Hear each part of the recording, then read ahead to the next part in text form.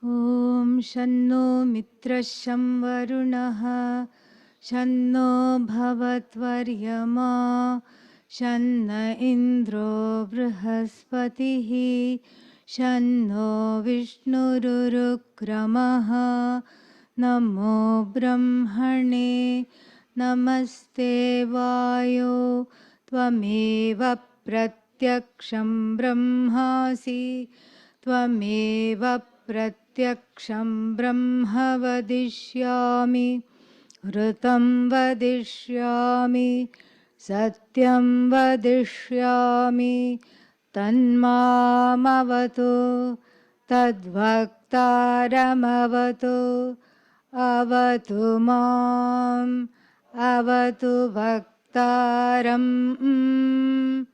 Om Shanti Shanti Shanti.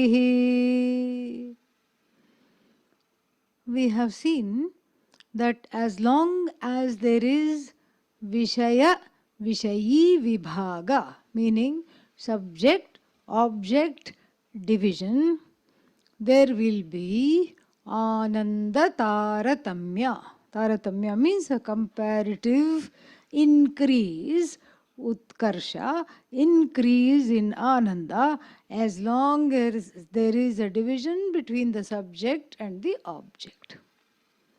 Why will there be an increase and why will there be a comparative increase?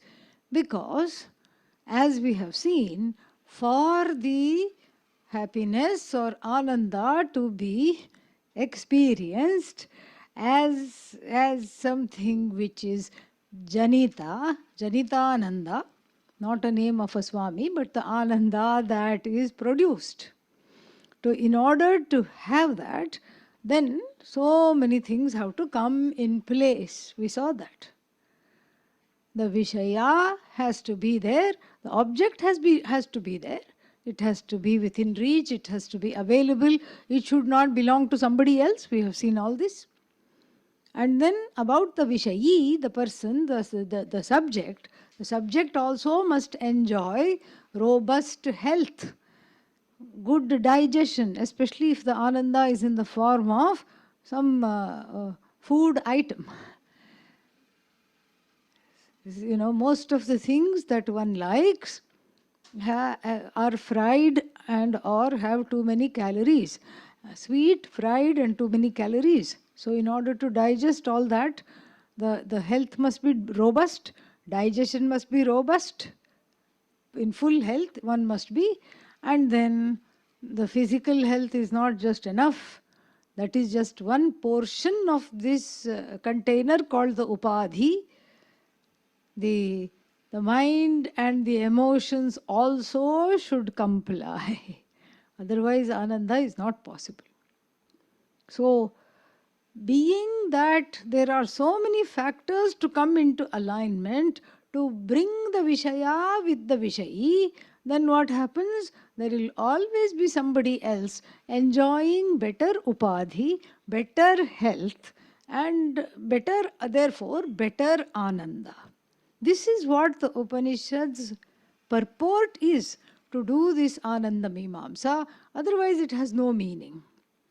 But then we have also seen that the person sitting at the foot of the tree, Moolam Taroho Kevalam Ashrayantaha, the one that is sitting at the foot of the tree is having what? Nothing really to call their own, meaning Vairagya is there. Vairagya means the absence of longing for various things in order to be complete, in order to be fulfilled, in order to find contentment. So the person is Atmani eva Atmana tushtaha. The person is happy by themselves, in themselves, as themselves, without needing an alternative source of something to make them excited and happy all the time. This is how one experiences life in the contemporary world. We go from one thing to the next, and it has to all happen fast. Everything has to do this. And that's why everybody wants faster phone, It has to be updated. Faster computer. And then what else? Faster internet. Yeah. In a way, it's nice. That's not there in this ashram. Can relax. Acha hai. Very, very good. Yeah. So, by the time something downloads, the next Janma will come. So, very good.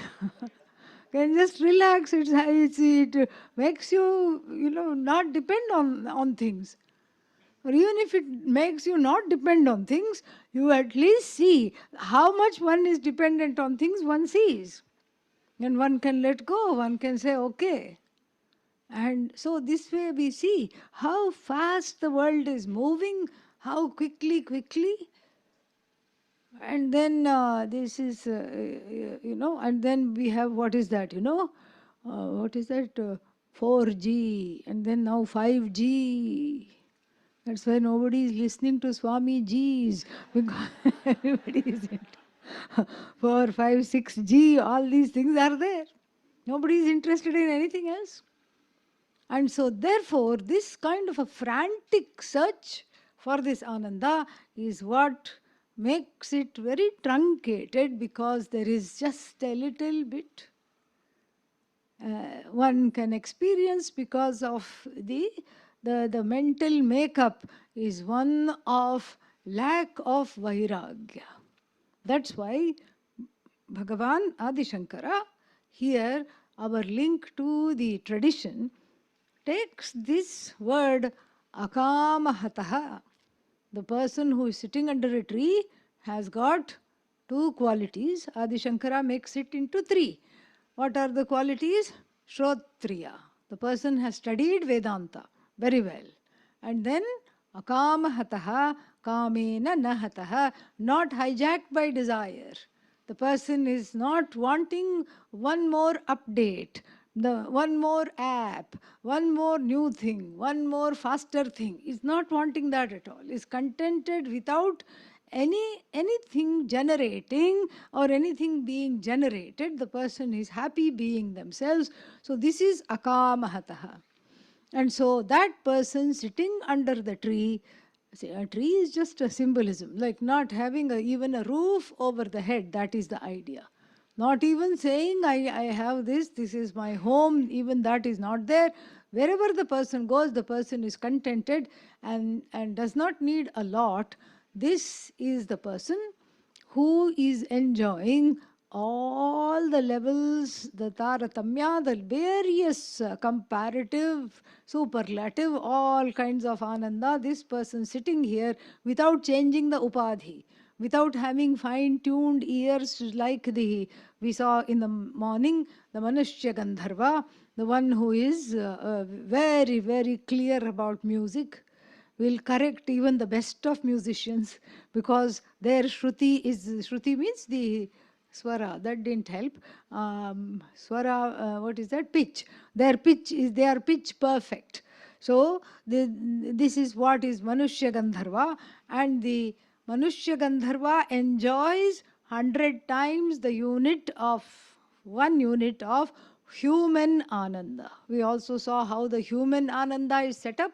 And so therefore this kind of an analysis will go on to show basically two things. One is the futility of these gradations. Whether it's 100 times or 1,000 times, after a while it doesn't matter at all. Futility, the whole uselessness of this gradation. And secondly, to show this, Adi Shankara wants to highlight this akamahatattvam. Akamahatattvam means not being hijacked by desire. The absence of longing is being showcased and highlighted. So as the Ananda levels are going up, and we'll see this as we continue with the second and the third and fourth verses, mantras in this, as the levels of Ananda are going up, we see that the person sitting under a tree, the Shrotriya, the Sadhu, also enjoys the same Ananda that all these various entities in heaven, in various lokas are enjoying. That person is also enjoying the same Ananda. depending upon the kind of vairagya the person enjoys. Shrotriyatvam is common, that's the first condition. And then akamahata, second condition. Adi Shankara puts one more condition there, dharma. The person is avrijinaha. Avrijinaha means not subject to doing anything wrong. Why? Because the person is a dharmic person.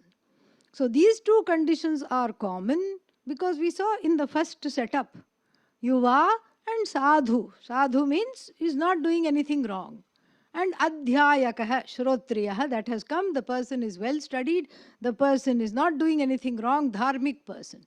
So, what is the main factor and the changing factor, not only for the various anandas that the people in the various, now we can't call them people, celestials, in the various upadhis are gaining and enjoying, and what about the person who is sitting constantly under the tree?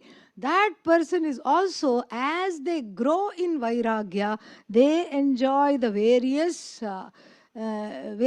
levels of ananda.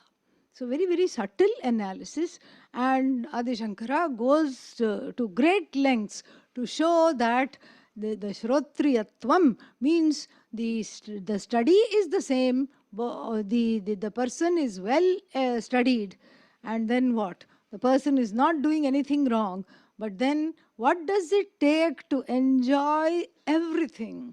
It takes not wanting to enjoy that very thing. That is what.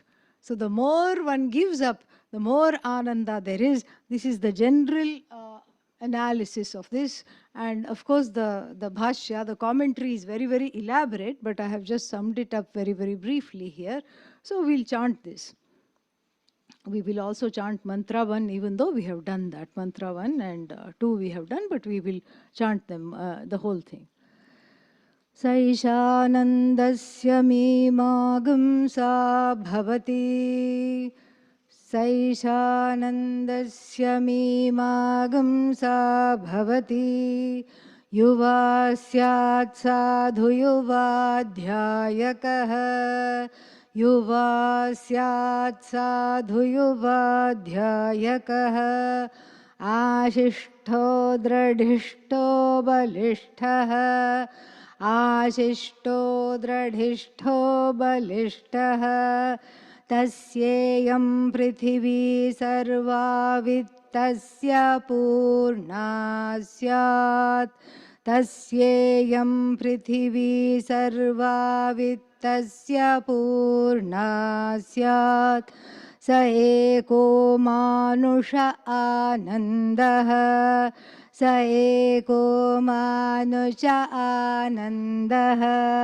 ते ये शतं मानुषा आनन्दाः ते ये शतं मानुषा आनन्दाः स एको मनुष्यगन्धर्वाणामानन्दः स एको मनुष्यगन्धर्वाणामानन्दः श्रोत्रियस्य चाकामः तस्य श्रोत्रियस्य चाकामः तस्य ते ये शतं मनुष्यगन्धर्वाणामानन्दाः ते ये शतं मनुष्यगन्धर्वाणामानन्दाः स एको देवगन्धर्वाणामानन्दः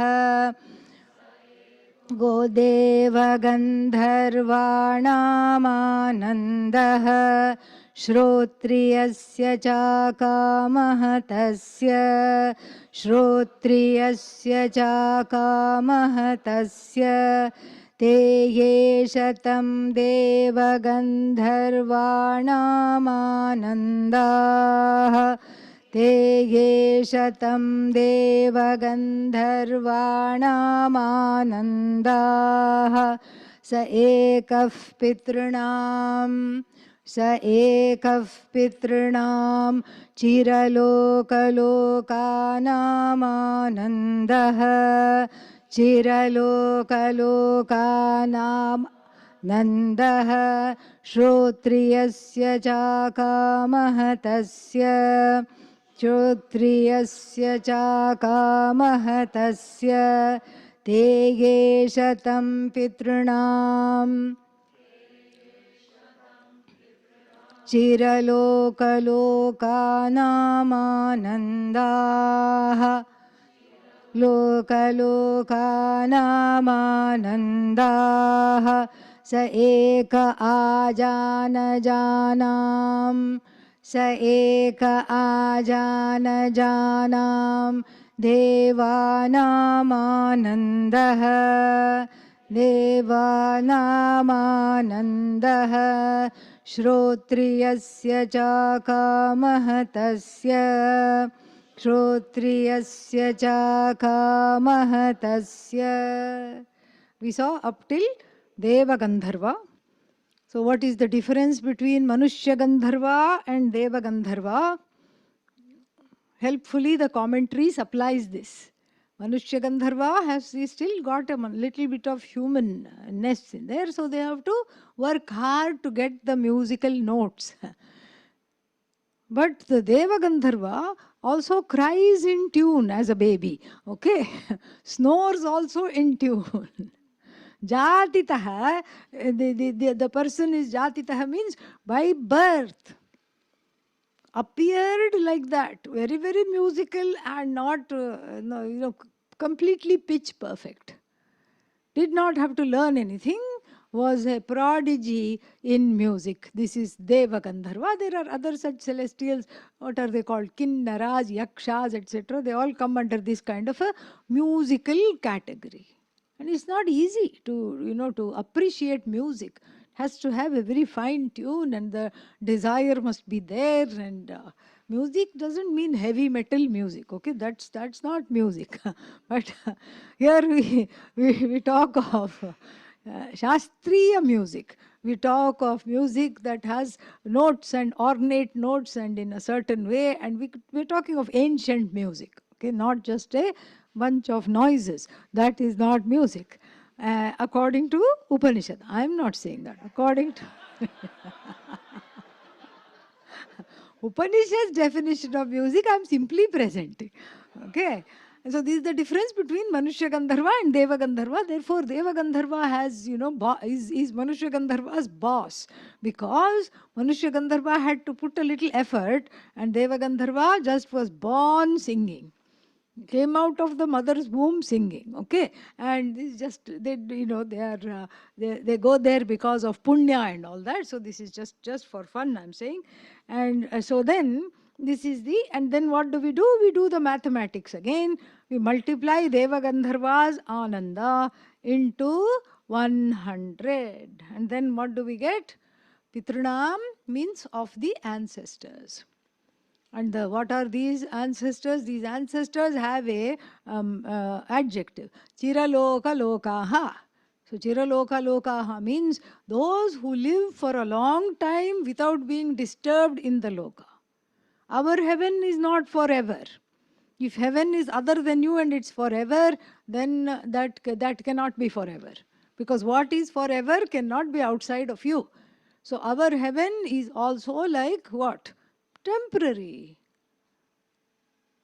Just like you come to the Bahamas, enroll for khichdi cleansing, and then once the camp is over, you go back. That is exactly how it is. So here, this is my teacher always used to say, here you stay in Holiday Inn, and in heaven it is holiday out. That's all. That's all it is. He used to always joke like that. So holiday out. You go have a good time. You don't have to deal with bugs. You don't have to deal with bugging people. You don't have to deal with anything. You just go have a good time. And then in Swarga and all, this, what is that? Yama is not gained, doesn't have entry. Death cannot stare at you as long as you are inside Swarga. Oh, maybe I'll hide and not come out. No, there is a chute that opens underneath, wherever you are. Gone. When the punya finishes, punya is what takes you. Good karma takes you to all these lokas which we are talking about. And once the good karma is spent, oh, but I have lots of good karma. How much is lots of good karma? How much can you do? Even the greatest amount of seva is finite. The greatest amount of philanthropy is finite. So the finite karma leads to what? Finite results to be enjoyed here or in the elsewhere, hereafter. So therefore here the world of the mains means pitrus, the ancestors. Here we are talking of dharmic ancestors, okay? Yeah, we are not talking of Al Capone and other people like that, yeah. So they are also maybe, no, because remember, that's why Adi Shankara says, Avrijinaha means no papa. Dharmic ancestors. So where do the dharmic ancestors who are Shrotriyas, who have done a lot of punya, where do they go? They go to enjoy a world of a lot of, longevity, a world from which they are not booted out immediately. And so therefore they are called Chiraloka Lokaha. And their Ananda, of course, is much more than the Devagandharva's Ananda. And of course, that's all these Anandas also belong to the Sadhu who? The Shrotriya and the Akamahata, the one who is growing in Vairagya. This is really an ingenious analysis on part of Adi Shankara. He goes out of the way to show the growth in Vairagya and how the corresponding, the concomitant growth in Vairagya leads to a growth in the Ananda. In other words, to put it very simply, the less I have a longing, the more the freedom to just enjoy everything. So the less I have a longing, the more there is a sense of belonging. That is the idea. When I belong to everything and when I am one with everything, then everything belongs to me. Then what is there to want? That is the whole idea, but that is also a process. Usually when we talk about Brahmajnanis and everything, it is always just presented as somehow they gained the knowledge and they are there. And you don't know how. How did they gain the knowledge? What happened? And where is the process? Here the process is being described. That's why if you look closely, the word Shrotriyasya cha Akamahatasya, even though we feel it should belong in this mantra, the mantra number 2 starts with, the mantra number 3 starts with Shrotriyasya cha Akamahatasya. That is itself the indication of what is going on here.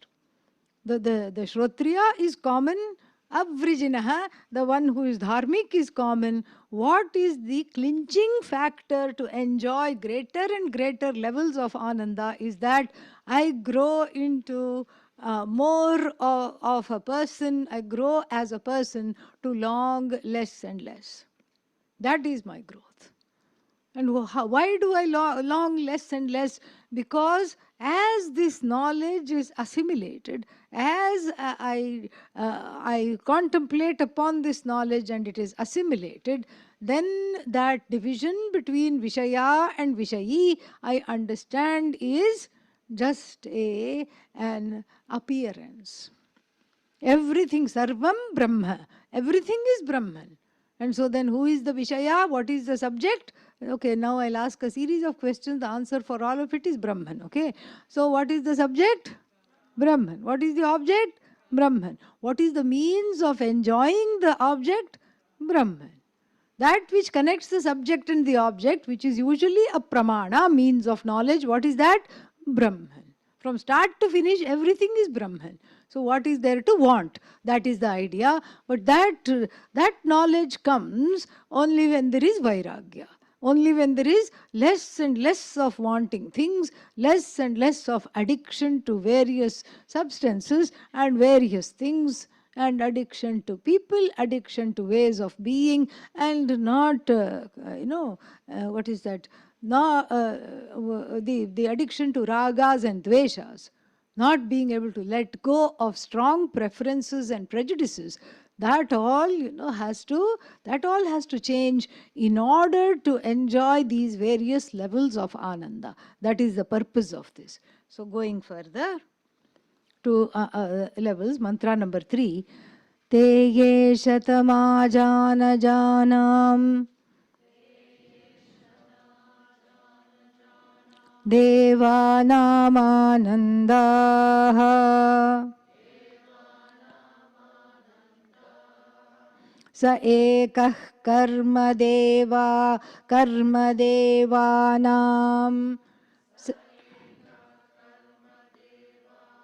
devanamanandaha ye karmana devanapi yanti श्रोत्रियस्य च कामः तस्य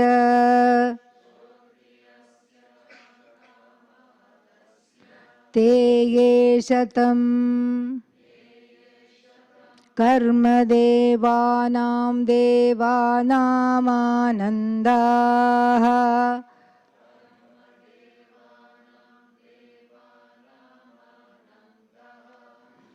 स एको देवानामानन्दः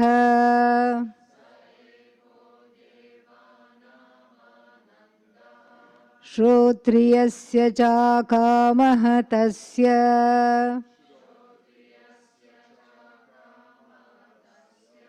ते ये शतं देवानामानन्दाः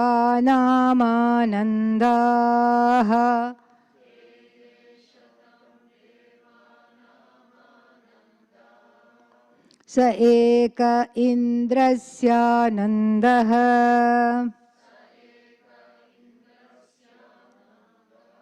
श्रोत्रियस्य च कामः तस्य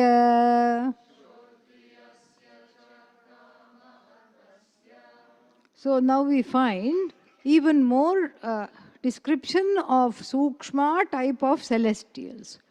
So one of them is called Ajanajanaha. Ajanajanam Devanam Anandaha. And so this is who are these? These are special devas. Special births of, they were all Manushyas before. What did they do? They did a lot of smartam karma. Smartam karma means what? So the kind of karma from the smritis. They did a lot of puja. And we cannot say, I also do a lot of puja. No, no. To be an Ajanajanam Devanam, to be Ajanajana Deva, so much puja. You have to eat puja for breakfast, you have to do puja for lunch, you have to do puja for dinner. And even in the night, the hand should be going like that, the flowers, so, at the altar. That much puja all the time. You must be dreaming, sleeping, eating puja all the time. And then after so much puja, that is what is smarta karma, puja and other kinds of activities described in the smritis.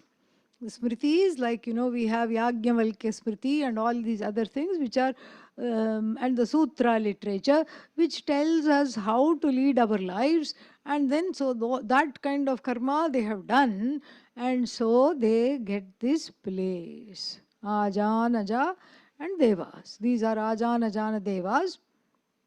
And then they, of course, enjoy 100 times the previous ones. What were the previous ones? The ancestors. And so they enjoy more Ananda, 100 times the Ananda of the ancestors. Now, where is 1 unit of human Ananda? Long gone. It's like one of those NASA pictures. You see a family at a picnic, and then it zooms in 10 times, 10 times, 100 times, 100 times, 100 times. And then you see the earth. Then the earth itself becomes a pixel. Then you see the solar system. Then you see the sun. And the sun becomes a pixel in front of this huge thing. This, what is it? It's called Betelgeuse. It's not how you think it is spelled, okay? Yeah, this Betelgeuse is a huge sun. And then in front of Betelgeuse, our sun is not even a pixel. It's tiny. So it's like this kind of more and more and more Ananda. By the time we look at the Ajanajana Devas Ananda, then what happens? Shrotriyaha and Akamahataha shines. The idea is no matter how much one gets, one has an eye over the next level. The Ajana Jana Deva looks over at the next level. Who is in the next level? Karma Devanam Devanam Ananda.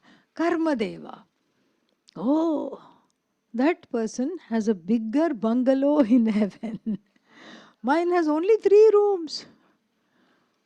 This one has 12.5 rooms. And I have only one attendant. This one has 10 attendants.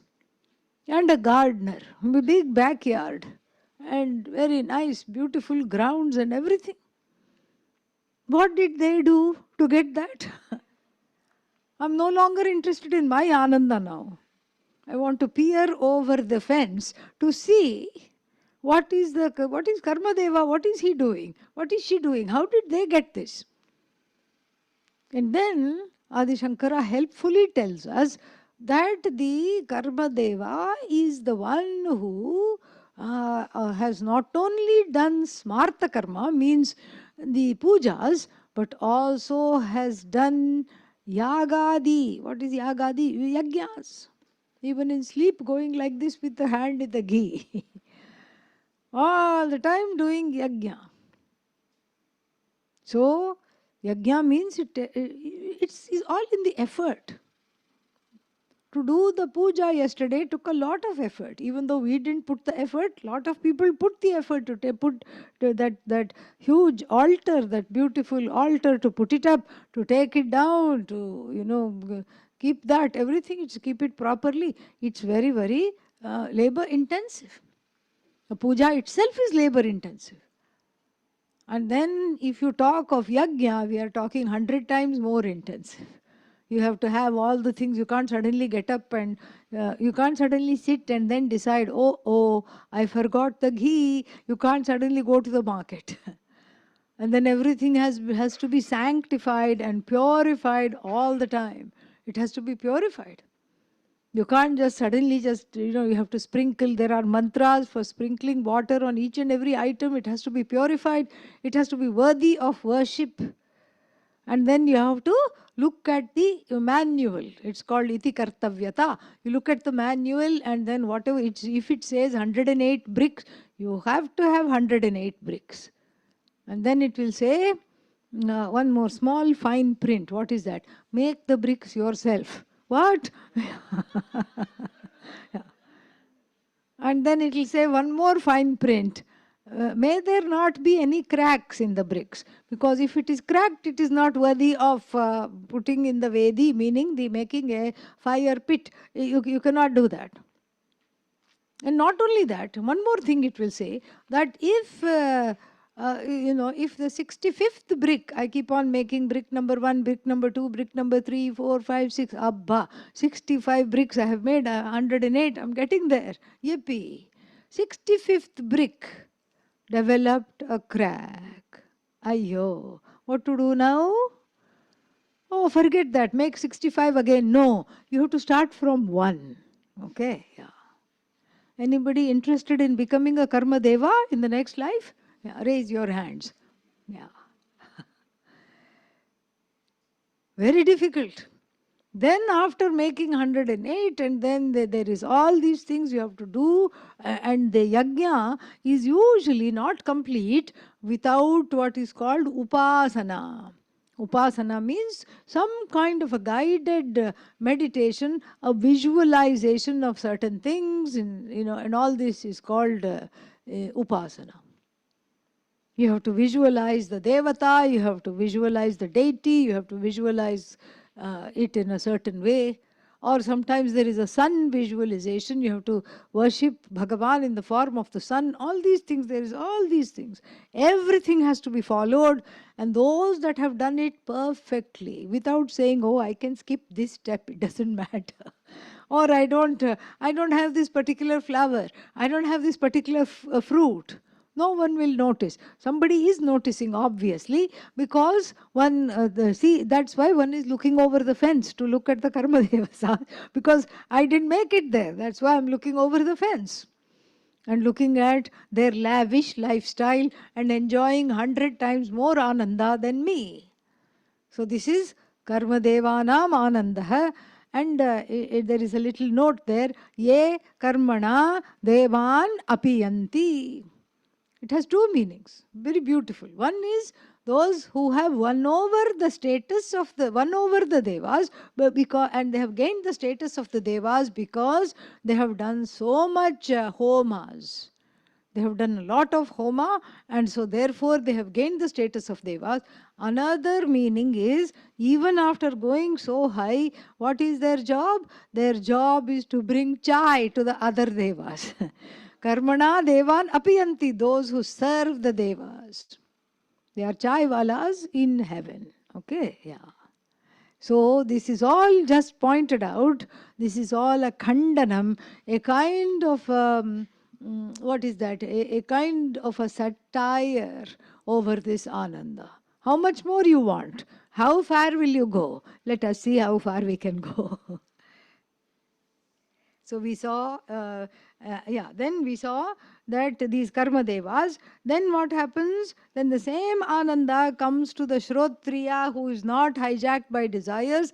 The less he or she is hijacked by desires, without making 108 crackless bricks, and without losing one's sanity over whether the yajna has been done properly or not, sitting right here, studying Vedanta, which is much easier, much more pleasant. I don't know why people want all these Anandas. Studying Vedanta is so much more pleasant because the teacher does all the work. You just have to sit and listen. Nothing else you have to do. You know, it's very different from Buddhism. You know, the Vedanta teachers are slightly envious of Zen monks. And I'll tell you why. Because it's the what is that? The teaching in Zen Buddhism is all in the sutra form. Sutra means it's all aphorisms. If the tree falls in the forest and nobody is there, will it make a sound? Redwood tree. And then the student is scratching the head. What? Om Purnamadaha, in whichever, closing prayer they have. Finished. The student has to do all the work. The student has to sit and contemplate. They are called, what are they? K-O-A-N-S. Koans or cones or whatever it is. I think it should be koan. Otherwise we'll think of ice cream. Cone. Ice cream cone we'll think. So it's better, I think we should say koan. So these Zen koans are there, and then the student has to really sit and contemplate and then come back to the teacher and tell it. Actually, that's how it was in the Upanishad also. But then, because of the tradition and because of Adi Shankara and all the other gurus explaining at length so that there's not an iota of confusion, so the teacher does all the work. And it's so much easier to sit and listen and enjoy all these levels of Ananda without resorting to making bricks and warming up the butter. And actually it's not ghee, it is ajyam. Ajyam means the butter warmed up by the baby rays of the sun. Now, in United States, most of the places are minus 30 with wind chill. Okay? Yeah. Where are you going to warm up the ghee? The sun doesn't come out till April. All right?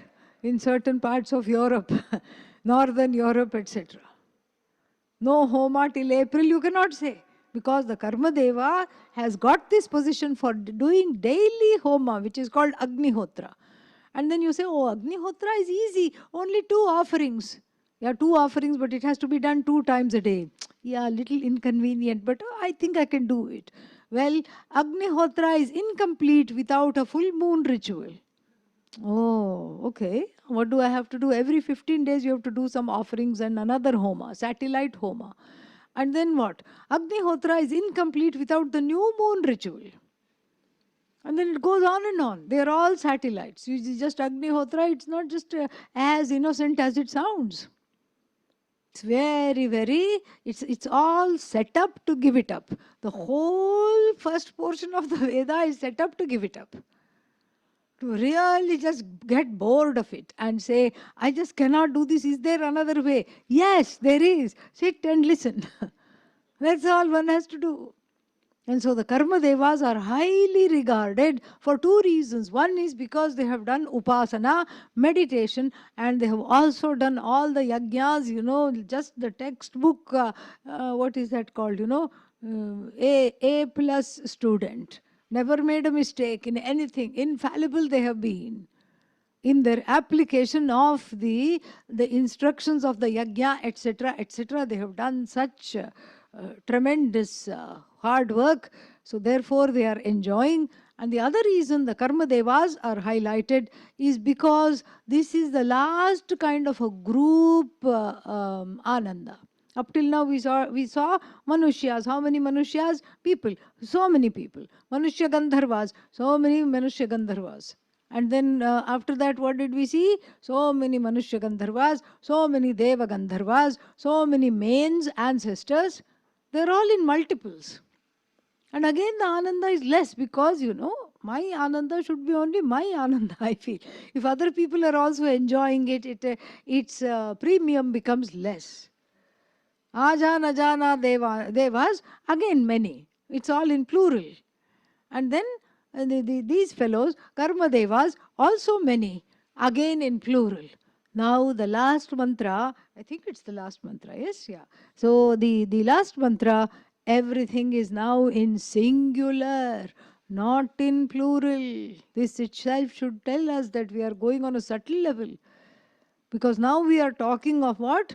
Indranam Anandaha. No, Indrasya, singular. How many Indras are there? One Indra. Who is Indra?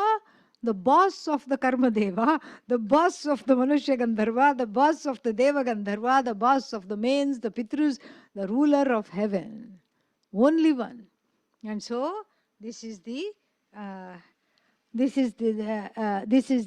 Indra's Ananda, one. And from now on it will just be one, because it is getting more and more exclusive.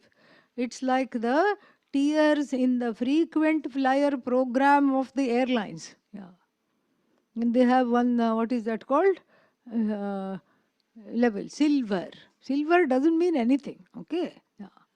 Silver means just your eye wash. That's all it is. Yeah. Just something to wipe the eye and just sort of say. Means nothing. And some points you get, but those points are not good for anything. No upgrades you get, nothing you get. Then what is the next level? Gold. Gold is old, okay? Yeah. Nothing. There also it's not much. Silver, gold, nobody even looks at you. Then after that they have something else. What is that? Platinum, yes, platinum. Platinum, okay, you're talking a little bit, yeah, And then let's say there is it's freezing, and then because of snow, ice and everything, the flight is cancelled. You call up the airline. Platinum, okay, all right, maybe we'll look and see if there's another alternative flight. Silver, gold, don't even talk to us. Yeah. And then finally there is what? Diamond. Oh. Like this here, diamond means what? To get diamond, that means you should be sleeping in that particular airline. Yeah. Night and day you should be there. You should never get off even if it reaches the destination. Then only you get to this very prestigious status. And then diamond people are what? Very few and far between. Not just like this. And here also, as the Ananda gets rarefied, more and more sukshma, it becomes in the singular.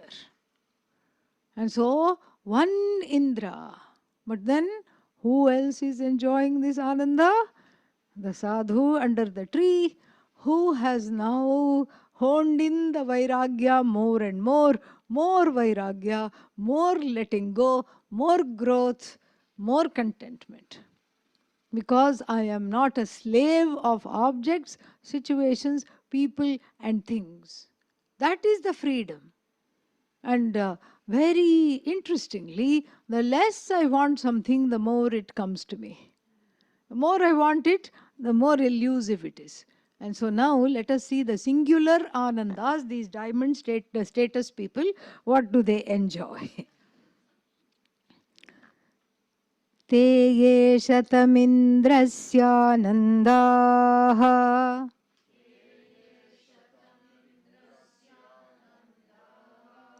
स एको बृहस्पतेरानन्दः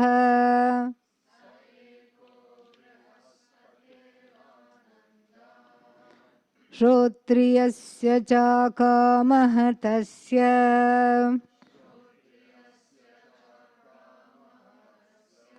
ते ये शतं प्रजापतेरानन्दाः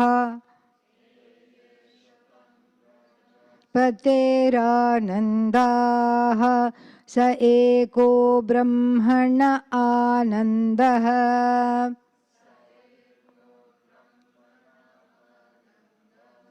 श्रोत्रियस्य चाकामः तस्य.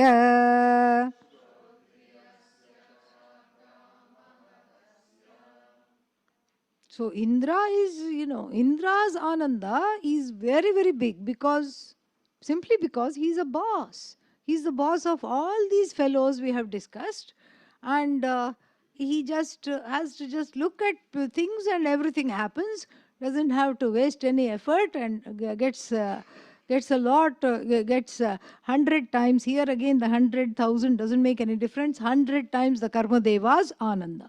Here there is between the third mantra and the fourth mantra, there is a qualitative shift. Not only from the singular, plural to the singular, but it's also another shift. Because of the entities, the kind of celestial entities being discussed in mantra 4 are who?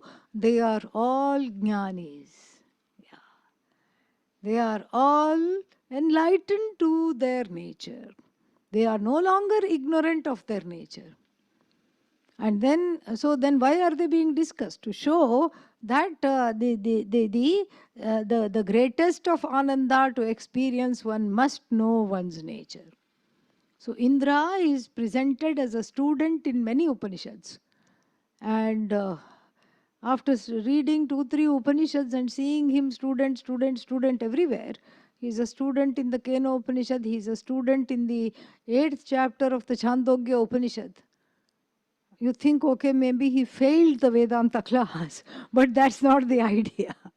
He did not fail the Vedanta class, but Indra is a frequent person to be used in the stories of the Upanishad, because to show if somebody as famous as the ruler of heaven is going to the Guru for knowledge, what about me? I should also be doing that. That is the idea, to give us a positive role model. But anyhow, Indra gains the knowledge by goddess Haimavati Uma, who is the teacher in the Kena Upanishad. He gains the knowledge. So Indra is what? Indra is a Atmajnani, knows the self as free of all afflictions, free of sorrow, fear, etc. And enjoys 100 times all the other devas Ananda. Then what? But Indra also has a boss. If you think the buck stops here, the Ananda stops here, no. Indra also has a boss. And the Karma Devas are looking at Indra's chair. Oh, okay, I'm better than the Ajana Devas, but then Indra is there, let's displace him. Because these are all tenured Anandas. If they did not have self-knowledge, they would also be miserable. And in fact, Indra, for just, in the Puranic stories, is depicted as extremely insecure of his seat, which is very, very long-lived. His tenure is extremely long-lived. One full kalpa, which is 436 multiplied by 4 times, okay? Yeah, 436,000. And so it's like 4.3 billion years, that is one kalpa. And then so many kalpas make one manvantara. And then so many manvantaras make one tenure of Indra. It's like the number of years we cannot even fathom. Zillions of years. Still, he is insecure of his seat. It is shown in the stories of the Upanishad that he is very, very insecure. And what is he wanting? He is wanting to guard it. So if anybody is doing 100 yajnas called Ashwamedha Yajna, which we are seeing in the Upanishad class, the Ashwamedha Yajna, if somebody does 100 of them, up to 97 he keeps quiet. After that, Indra starts to get very upset. And he will send a few people to throw inauspicious things in the yajna so that the yajna is spoiled, like a bird or some other things which does not belong. He will have some minions throw it in the fire. See, even after being Indra, it is not a secure seat, Ananda wise, because there is something more. And who is Indra's boss? Brihaspati. Brihaspati is the planet, what is that called? Jupiter, Guru. Jupiter. Jupiter planet here is called Guru because it's very wise, and that wisdom, Indra's power is overpowered. Indra is overpowered. His power is overpowered by Jupiter, Brihaspati, who is the teacher of the Devas. Because so Indra, when Indra walks in, everybody gets up and they're all nervous. What is he going to do to me? When Brihaspati walks in, Indra gets up, stands up out of respect. So then Brihaspati's Ananda is greater than Indra's Ananda, but Brihaspati, being the teacher of the Devas, knows this knowledge and is not dependent on this Ananda. Neither is Indra. Only in the Puranic stories to make, to tell children, etc., we have these kinds of stories. But otherwise, they are all secure people, fully secure in themselves. And then we have, after that, then we have a boss of Brihaspati. Who is that? Prajapati. Prajapati is the boss of Brihaspati. Okay, does the Ananda stop there? No, it doesn't stop multiplying there. After that, what do we have? Brahma. Who is this Brahma? Lord Brahma Ji, Hiranyagarbha, the power of the entire universe. These two things we will see in the final satsang in the morning.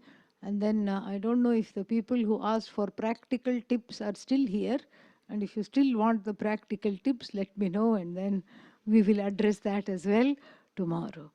Om Purnamadav Purnamidam Purnat Purnamudachyate Purnasya Purnamadaya Purnamevavashishyate. Om Shanti Shanti Shanti. Harihi Om Shri Gurubhyo Namaha. Harihi Om. Thank you.